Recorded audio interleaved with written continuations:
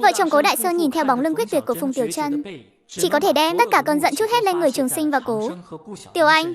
Giờ thì hay rồi, ép Tiểu Chân bỏ đi rồi. Các người hài lòng chưa? Hài lòng, đương nhiên là hài lòng rồi. Cái đồ oan trùng này, tao với bố mày nuôi mày lớn ngần này là để mày đến làm bọn tao tức chết đấy hả? Bọn tao nuôi Tiểu Chân thì làm sao? Sao mày lại ích kỷ như thế hả? Nhất định phải đuổi con bé đi. Hi hi, bà nhìn tôi này, rồi nhìn lại Tiểu Anh đi. Chỉ cần bà không mù thì sẽ biết tại sao tôi không dung nổi cô ta. Nghe Trường Sinh nói vậy, hai vợ chồng mới bắt đầu quan sát đôi con đẻ. Khi thấy cơ thể gầy gò, đen nhẻm của các con, hai người như bị bỏng, đồng loạt quay mặt đi. Nhưng cảm giác tội lỗi chỉ tồn tại trong chốc lát, hai người lại khôi phục trạng thái bình thường. Trường Sinh thấy tình cảnh này, ngầm lắc đầu, xoay người về phòng. Mày làm cái gì ở đây? Đây là phòng của Tiểu Chân, đương nhiên là dọn dẹp để ở rồi. Á, không được.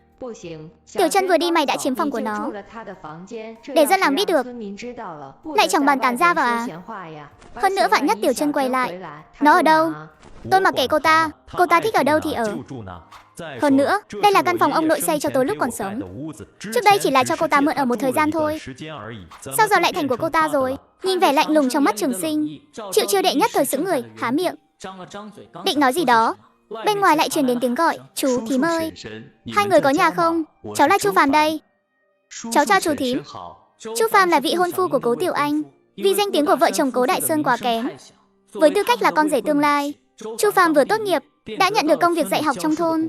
Giờ vừa mới đi làm, đương nhiên phải qua nhà bố vợ tương lai chào hỏi một tiếng. Nhưng vì Phùng Tiểu Chân vừa mới rời đi, vợ chồng nhà họ Cố cũng không mấy nhiệt tình. Chu Phàm thấy vậy, hàn huyên vài câu rồi tìm cớ ra về. Nhìn bóng lưng Chu Phàm rời đi, Trường Sinh thầm đảo mắt trắng. Loại người vô ơn này mà cũng đòi cưới em gái tôi. Mơ hão thì có, nhưng tôi vốn lòng dạ mềm yếu, không nỡ nhìn cảnh vợ chồng chia lìa. Hay là tặng cho cậu một đại tạo hóa vậy. Thế là sáng sớm hôm sau, Chu Phàm vừa mở mắt đã rơi vào chấn kinh. Anh ta trọng sinh rồi. Trọng sinh về lúc mới đi làm.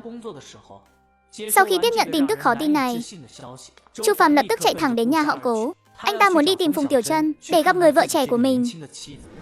Bắt sau khi đến nhà họ Cố, thấy người từ trong phòng Phùng Tiểu Chân đi ra là Trường Sinh. Anh ta ngẩn người, sao anh lại đi ra từ đây? Nhìn Chu Phàm đã trọng sinh, Trường Sinh hiểu tâm trạng của anh ta, thế là tốt bụng nhắc nhở, đây là phòng của tôi. Đương nhiên tôi đi ra từ đây rồi. À, ha ha, cháu nghe nói trong nhà còn có một cô em gái. Sao không thấy đâu ạ? Ý anh là Phùng Tiểu Chân chứ gì? Cô ta về thôn bên cạnh rồi.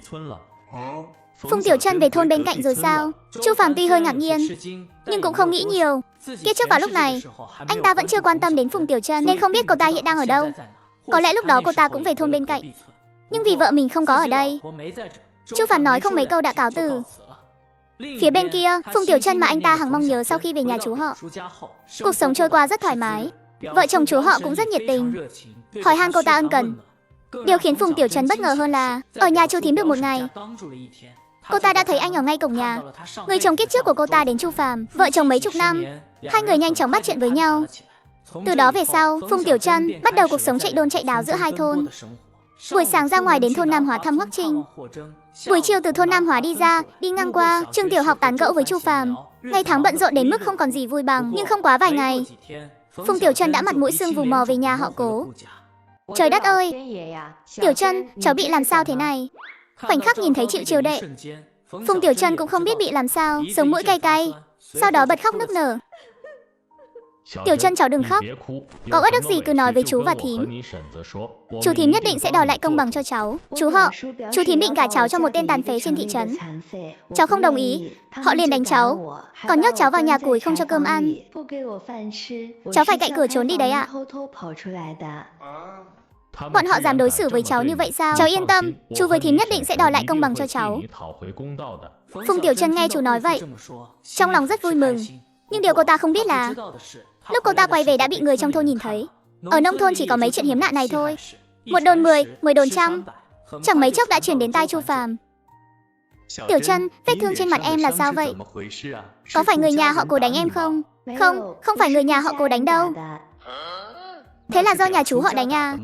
Chuyện qua rồi, anh đừng hỏi nữa. Hai người đang làm gì thế? Nghe thấy tiếng Trường Sinh hỏi, hai người mới phát hiện ra họ vẫn đang trong tư thế lôi lôi kéo kéo. Kiếp trước làm vợ chồng mấy chục năm, những tiếp xúc thân thể này đã trở thành thói quen. Hai người muộn màng tách ra. Lúc này mới phát hiện vợ chồng Cố Đại Sơn và Cố Tiểu Anh đã đến sân từ lúc nào không biết, đang nhìn họ với sắc mặt âm trầm. Đã có đủ mọi người ở đây hôm nay, vậy tôi nói cho rõ ràng luôn. Tôi và Tiểu Trân thích nhau, nên tôi sẽ không cưới Cố Tiểu Anh đâu. Hả? Chu Phàm, anh đang nói bậy bạ gì thế? Ai thích nhau với anh chứ? Em không thích anh. Vậy tại sao ngày nào em cũng đến trường tìm anh? Tìm anh nói chuyện, còn lôi lôi kéo kéo với anh nữa, cháu. Ồ, tôi đi ngang qua thôi. Vợ nhà họ Trương, tất cả chỉ là hiểu lầm. Chị nghe chúng tôi giải thích. Chị dâu Trương là kẻ ba hoa nổi tiếng trong thôn. Hầu hết các tin đồn đều từ miệng bà ta mà ra. Tôi hiểu mà. Nhìn chị dâu Trương rời đi nhanh như chớp. Vợ chồng Cố Đại Sơn chỉ thấy đau đầu. Thế là ra lệnh đuổi khách trước. Chu Phàm, cậu về trường trước đi. Chuyện này đợi chúng tôi bàn bạc đã rồi nói sau. Được, Tiểu Trân, anh về trường trước đây, em yên tâm. Anh sẽ chịu trách nhiệm với em. Chu Phàm vừa đi khỏi, vợ chồng Cố Đại Sơn liền đưa Phùng Tiểu Trân vào phòng. Sao vậy? Buồn vì người đàn ông đó à? Cố Tiểu Anh im lặng. Trước đó Trường Sinh đã nhắc nhở cô, Chu Phàm kia không phải hạng tốt lành gì. Cố Tiểu Anh cũng đã chuẩn bị tâm lý. Nhưng cô dù sao cũng là một cô gái, bị người ta ghét bỏ ra mặt như vậy, trong lòng vẫn thấy buồn. Nhưng anh ta dứt khoát được là chuyện tốt. Yên tâm đi, sau này anh tìm cho em người tốt hơn. Trong phòng, Phùng Tiểu Trân thể thốt đủ điều, nói mình và Chu Phàm không có quan hệ gì. Lúc này mới dập tắt được sự nghi ngờ của vợ chồng Cố Đại Sơn. Bắt sau khi biết hai người không có tình riêng, họ nhất thời lại cảm thấy hơi tiếc nuối. Đáng tiếc thật, điều đáng tiếc hơn là họ còn chưa nghĩ xong cách sắp xếp cho Phùng Tiểu Trân. Thôn trưởng đã dẫn người hùng hổ đi về phía nhà họ Cố. Dưới sự lan truyền nhanh chóng của chị dâu Trương, giờ không chỉ dân làng, ngay cả nhà họ Hoắc sống ở Trùng Bò cũng đã biết chuyện của Phùng Tiểu Trân và Chu Phàm. Cố Đại Sơn, cái cô Phùng Tiểu Trân nhà anh, không chỉ dây dưa với phần tử xấu ở Trùng Bò, giờ còn dây dưa không rõ ràng với em rể tương lai của mình. Loại phụ nữ này ở lại thôn Nam Hòa đúng là một tai họa. Nhất định phải đuổi cô ta đi. Hiểu lầm, tất cả chỉ là hiểu lầm thôi. Tiểu Trân nhà tôi nói rồi, nó và Chu Phàm không có quan hệ gì cả. Tất cả là do Chu Phàm đơn phương thôi. Cái gì mà không có quan hệ? Anh tưởng lúc tôi đến đây không điều tra chắc. Tôi đã hỏi mấy đứa trẻ đang đi học ở trường rồi, chúng thấy không chỉ một lần Phùng Tiểu Trân đến cổng trường tìm Chu Phàm đâu. Như vậy mà còn bảo không có quan hệ, thế nào mới gọi là có quan hệ hả? Chui vào ruộng ngô à? Nghe thôn trưởng nói vậy, vợ chồng Cố Đại Sơn nhất thời cũng thấy hơi khó xử.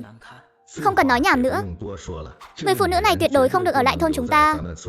Bây giờ lập tức đưa cô ta về cho tôi. Cô ta thích hại ai thì hại, bắt tuyệt đối không được hại thôn chúng ta. Thấy thôn trưởng kiên quyết như vậy, Cố Đại Sơn vội vàng mở miệng cầu xin, đem chuyện Phùng Tiểu Trân gặp phải ở nhà chú họ kể hết ra, nhằm khơi gợi lòng trắc ẩn của mọi người. Chuyện đó thì có gì, bố mẹ nó mất rồi, chú thím là người bề trên, lo liệu hôn sự cho nó là chuyện đương nhiên. Nhưng Tiểu Trân không đồng ý mà. Cô ta không đồng ý, thế cô ta muốn ở bên ai? Bên phần tử xấu ở Trùng Bò à? Hừ, ở bên Hoắc Trinh thì sao chứ? Cháu thích Hoắc Trinh, cháu muốn ở bên anh ấy. Nghe Phùng Tiểu Trân nói vậy, vợ chồng Cố Đại Sơn chỉ cảm thấy trước mắt tối sầm, còn sắc mặt của bọn người thôn trưởng càng thêm lạnh lẽo. Các người thấy rồi đấy, loại người lập trường không rõ ràng thế này, ở lại thôn Nam Hóa chính là một tai họa.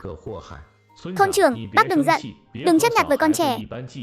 Tiểu Trân nói chỉ là nhất thời hồ đồ thôi, đợi vợ chồng tôi khuyên nhủ thêm là được. Đúng đấy thôn trưởng, vợ chồng tôi nuôi Tiểu Trân từ nhỏ đến lớn. Tiểu Trân chính là mạng sống của chúng tôi. Nếu nó đi rồi, bác bảo tôi với ông Đại Sơn sống sao đây? Đối với cặp vợ chồng không biết nhìn nhận này, thôn trưởng cũng mất đi sự kiên nhẫn cuối cùng. Nếu các người không rời xa nổi cô ta, vậy thì cùng đi với cô ta luôn đi. Vốn tưởng câu nói này sẽ khiến vợ chồng Cố Đại Sơn sợ mà biết điều hơn, không ngờ hai người nhìn nhau một cái, lại cân nhắc đến tính khả thi của việc này. Được, tôi với bố Tiểu Trân là anh em kết nghĩa. Chú ấy đi rồi, tôi phải thay chú ấy chăm sóc tốt cho Tiểu Trân. Nếu các người không dung nổi nó, thì chúng tôi đi cùng nó luôn. Các người phải nghĩ cho kỹ đấy. Nghĩ kỹ rồi, vợ chồng tôi sẽ đi cùng con bé. Hai đứa con thì để lại. Để hai đứa con lại, chính là để lại một đường lui để về thôn. Thôn trưởng cũng biết ý đồ của ông ta, bắt hiện tại đuổi được Phùng Tiểu Trân đi là tốt rồi, nên liền mặc kệ cách làm của họ. Cuối cùng, dưới sự chứng kiến của thôn trưởng, vợ chồng Cố Đại Sơn thu dọn hành lý, cùng Phùng Tiểu Trân rời khỏi thôn Nam Hóa.